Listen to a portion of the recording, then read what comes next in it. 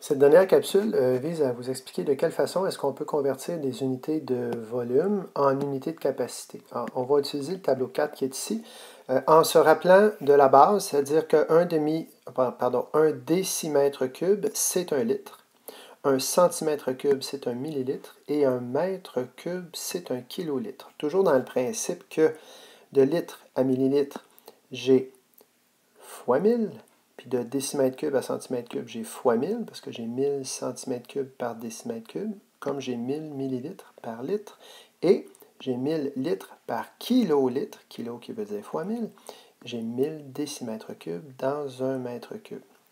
La règle qui est ici est simple. La conversion d'un type d'unité à l'autre ne se fait que dans le sens des flèches grises. Les flèches grises, je les ai dessinées ici, comme ça. Donc, on ne va pas en diagonale. Ça s'appelle un raccourci, puis c'est dans ce temps-là qu'on risque de faire des erreurs. Même si on va vite dans notre tête, il y a quelque chose qui va se faire soit de là vers là ou de là vers là. J'aurais pu mettre une flèche grise ici. Prenons un exemple où je voudrais convertir, au crayon bleu, voilà, je voudrais convertir 12 litres en centimètres cubes. D'abord, je vais me dire que 12 litres, je vais rechercher le laser, 12 litres, c'est l'équivalent de 12 centimètres cubes, hein, parce que 2 litres, c'est 2 centimètres cubes, puis 10 litres, c'est 10 décimètres cubes, donc une dizaine, 2 unités. Donc 12 litres, c'est 12 centimètres cubes. Et là, si je voulais écrire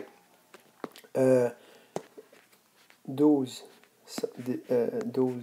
décimètres cubes, et que je voulais convertir en centimètres cubes, ben je comblerais le vide par 3 zéros.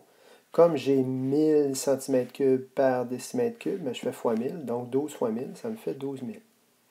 Inversement, supposons que j'ai, je vais changer de couleur encore, en rouge, supposons que j'ai 300, l'exemple de la canette de tantôt, là, 355 millilitres, et je veux exprimer ça en centimètres cubes. Ben, j'ai juste à faire 1 millilitre, c'est 1 centimètre cube, donc 355 millilitres, c'est 355 centimètres cubes. Si j'avais 355 centimètres cubes, puis que je voulais exprimer ça en litres, ben, je dirais 355 centimètres cubes, c'est 355 millilitres. Et après ça, je m'en vais à gauche, je divise par 10 par 100 par 1000. Donc, c'est 0,355 litres. Parce que 355 millièmes, c'est 355 sur 1000. Donc, 0,3 dixièmes, 5 centièmes, 5 millièmes. 355 millièmes. Donc, oui, avec, je vais effacer, voilà. Une piscine qui est quelque chose de volumineux. Il y a beaucoup de litres d'eau dans une piscine. Alors, je voudrais convertir, je sais que ma piscine, supposons qu'elle mesure 35 mètres cubes, donc 35 mètres cubes.